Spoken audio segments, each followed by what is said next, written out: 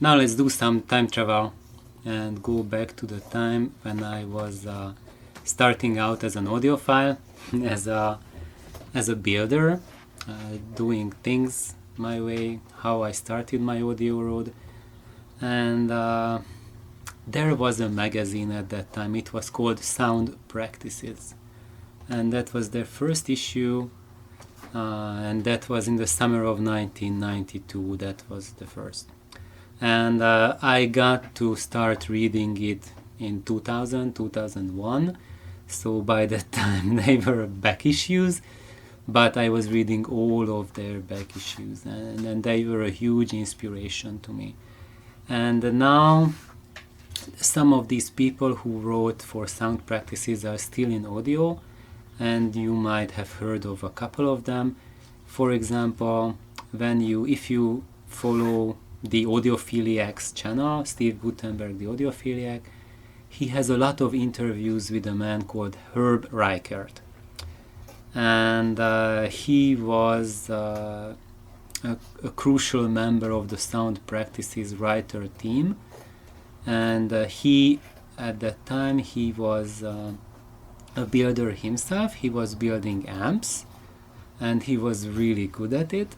And he shared his experiences in Sound Practices. And he's an artist, so he's more than just a guy selling you audio products, because he also used to be the audio note salesman in the US, and I think he also used to sell the Tango transformers and lots of supplies for the DIY world. But I just started. I was reading a couple of these Sound Practices back issues lately, and I'm just really astounded at Herb's words, because what he was describing, what are the possibilities with DIY audio, what is the road which he described as a valid persuasion for audiophiles, where you want to see yourself in 10 years, 20 years. That's really something fantastic and worth considering. And I just realized that everything he wrote at that time, at that time everything seemed unattainable to me, but by now everything has come true.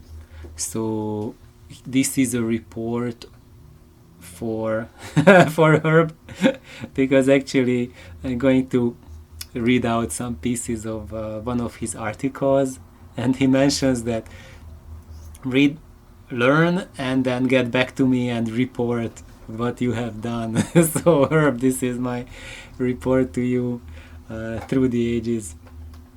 And before I go into that report, I just want to give a little bit of perspective on this. So this was a big movement in the US, the DIY movement, to build your stuff movement, or build your shit movement, that started in early 90s in the US, and I joined in the early 2000s. Basically, so year 2001, that's when it all started for me.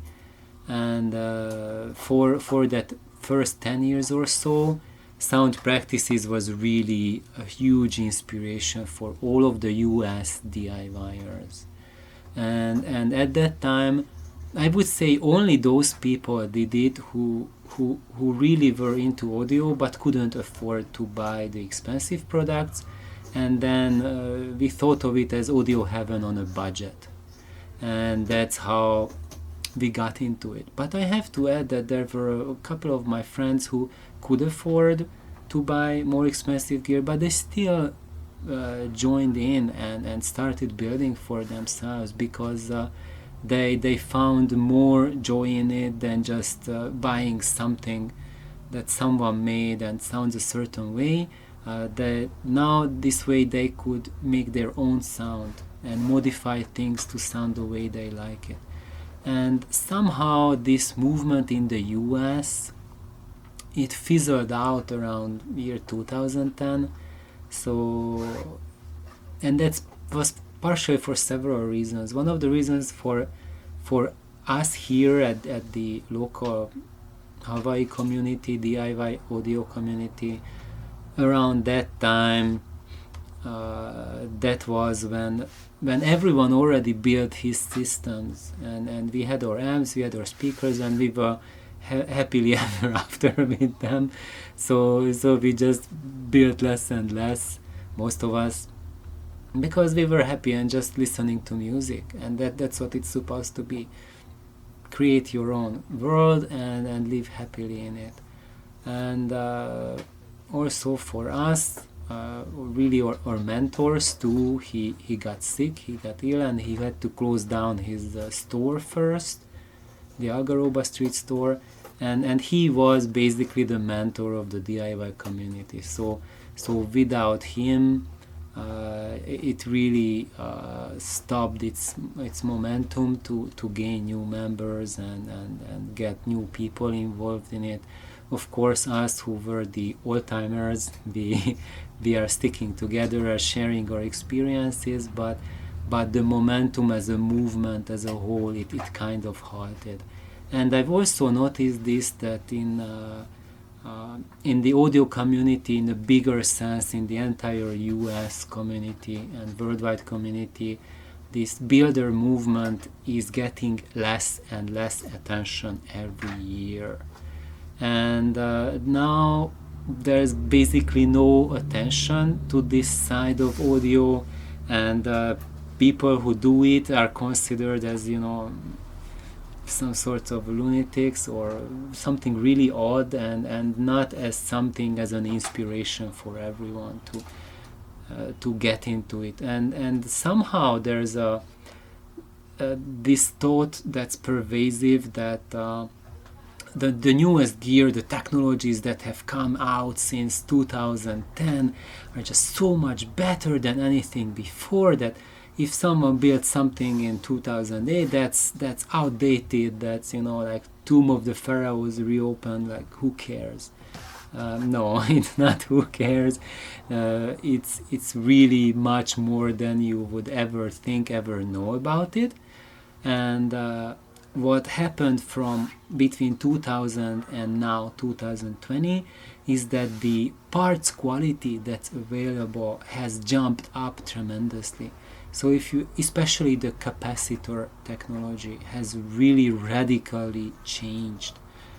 And if you have built your amplifier in 2000, then you are at the best position today, because all you have to do is just upgrade your capacitors to current capacitors, and you have the best amp that you would like for yourself. And that's the advantage of DIY, is that as newer and newer capacitor, resistor, and so on technologies come out, you can update your gizmo. Oh, Nelly, can you check the cats? Thank you. There's some cat action outside. So you can upgrade drastically your amplifier, and that's because if you go and you build like a single-ended tube amplifier that has less than 20 parts, less than 30 parts in it, if you change each part, you drastically impact the sound. And if you place in a capacitor which is drastically better than the one before, you will see drastic improvements. But when you bought a solid-state amplifier, even if it did cost like $20,000, 20 years later, if there's like a new transistor technology coming out, new whatnot, you really won't be able to work on it, or you can work at it in a much more limited way compared to having a tube amp that you made. And so that's the good news for DIY, and that's the beauty of it, because you can take any sort of antique gear, antique tube amp, or someone's project, and just modify it and bring it up to speed, and you will be amazed at the result. So when I started out, then the Dynaco Stereo 70 amplifier was considered to be the amp to start with for all of the DIY enthusiasts. So get a Stereo 70 and then rebuild it, because most probably you need to change all the capacitors in it to just make sure that it's, you know, it's working, because capacitors in an amplifier are like, bringing them up to speed is like oil change in a car. You always need fresh oil in the car, you always need fresh caps, that's it. And if you think about that, just think about that, because that's how things are in the amplifier world. And when you do that with a tube amplifier, you can make it run forever, basically. But with transistor amps, you are way more limited, and anyway, that's not the road I want to go down today. But for Stereo 70, even at the time, even 20 years ago, Stereo 70 was already laughed upon by the audio community at large as, you know, that's junk, outdated, you know, like 40-year-old, 50-year-old technology.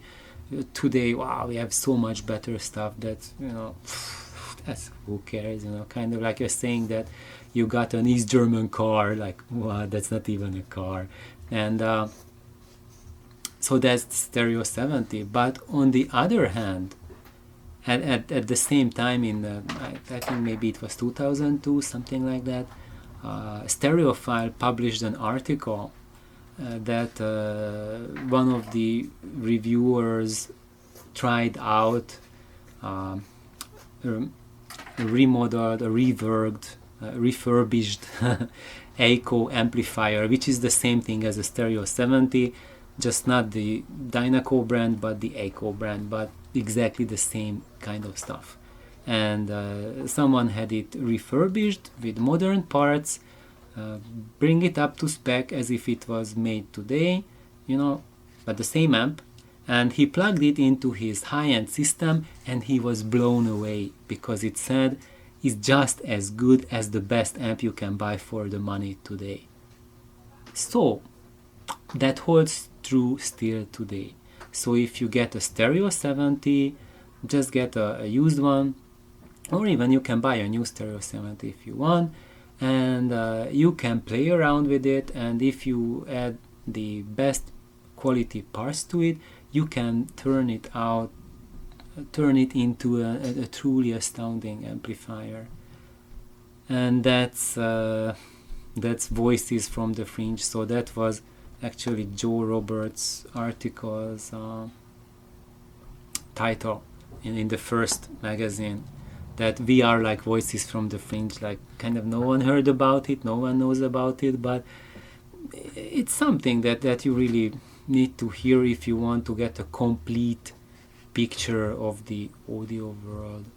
And by today, basically the DIY audio, these Voices from the Fringe, have mostly degraded to swapping expensive parts, expensive capacitors and inductors into crossover or into audio systems, and that's how what people think that's what it is. Just like put like all dual-owned caps and chokes in your crossover, and that's DIY. And I don't know. That's certainly something, but that's just another form of just going really crazy and nuts and not knowing what to do with your money sort of situation. And it's not the Voices from the Fringe, it's not the DIY lunatics, it's another way to sell big money stuff to people who are bored and don't know how to spend their money. But the true spirit of DIY is when you go at things and it doesn't require you to spend your children's saved money, college fund or something like that, but it's something that you can sustain and brings you joy, and you don't have to buy the most expensive parts to make it work. So for example, when I was reading the sound practices issues, I really wanted to build those amps that Herb Riker designed, like the Feral Eye or the Flesh and Blood, and I did not, because he said, I use the Tango transformers and use like the 300B tube and stuff like that, the 2A3, and at that time I didn't have enough money to get those expensive parts. So I did something else, and I can report that even if you build these projects on a budget, you will still get amazing results. And over time, when you can afford it, then swap your transformer for a better transformer, or change parts of your design to something that maybe require some more effort and money put into it. But over time, it will happen naturally. So let's look at what Herb wrote. Is that this is coming from the Sound Practices issue 13, and the title is Casual Reactions, the Dream I Want. I believe you are what you aspire to be, and the only way to discover your aspirations is to travel a few untraveled roads. So he's saying the same thing I just said earlier in my previous video, or maybe I just echoed his words back, but during my 20 years of experience, I got to the same conclusion where Herbert was already 20 years ago. You just gonna go on into uncharted territory and encourage new ways of thinking about audio engineering. So I do the same thing. I encourage you to think outside the box, think about new ways of how to think about it. And also it's time to reconsider why we build audio components. And this is something to really think about, and maybe if you are totally new to audio, you don't know what this means, but what this really means is that today the audio world is really centered on reproducing sound, like an illusionary world of perfect sound, but it's not about giving you the fullest musical experience.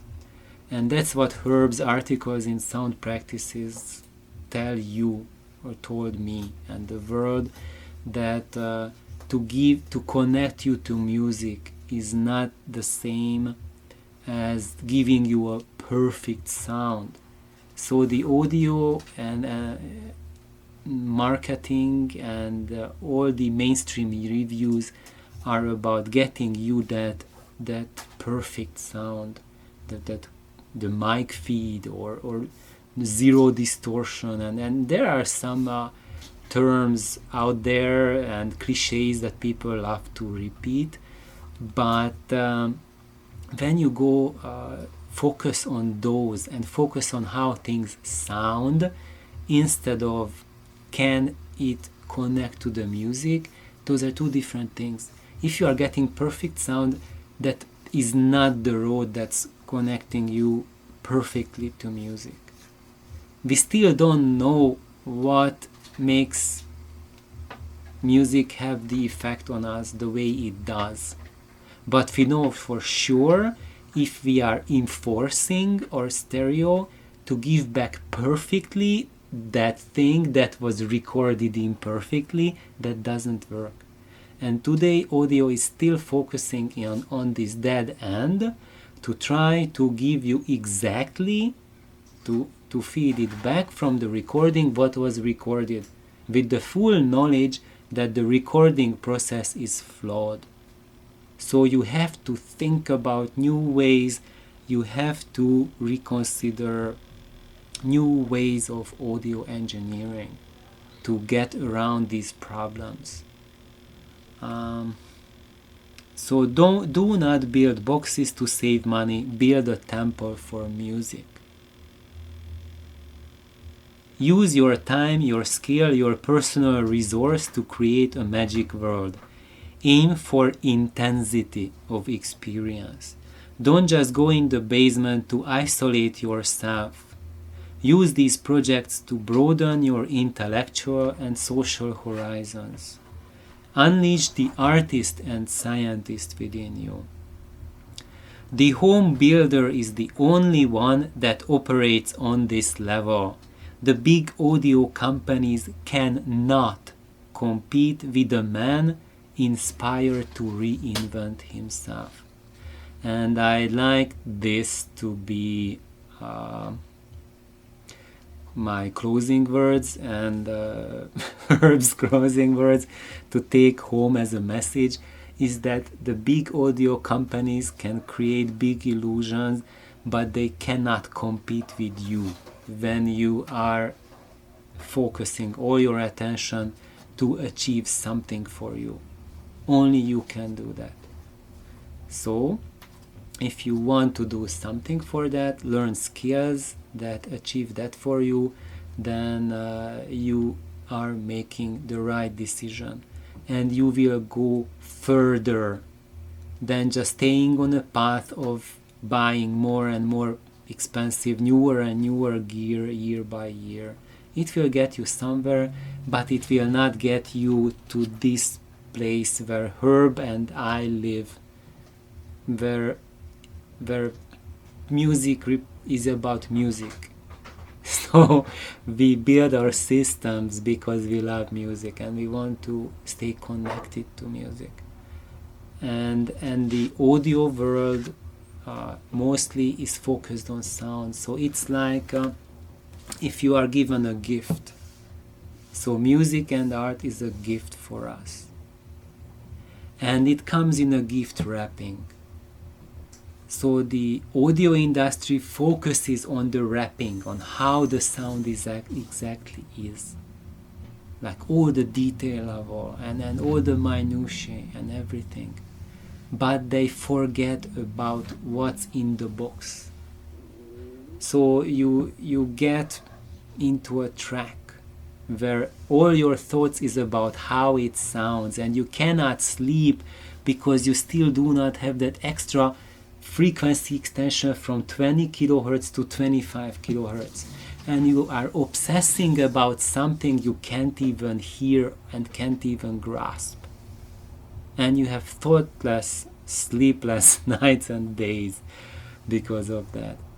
And when they ask you like which is your favorite composer, Beethoven, why do you like it, which piece, the one that was recorded in highest quality, like duh, why are you wasting your time? That's ridiculous. So the most important is what's in the package. Can you connect to the Beethoven's late quartets or something like that? How do Beethoven's quartets inspire your life? What did you do today that you couldn't have done without Beethoven? So when you think about that, that's when music is meaningful for you. So music is there to motivate us, to heal us, to bring an added dimension to our life, to bring you through crisis, to give you energy, to make you become a better human being. If that's what music does to you, then you are on the right track.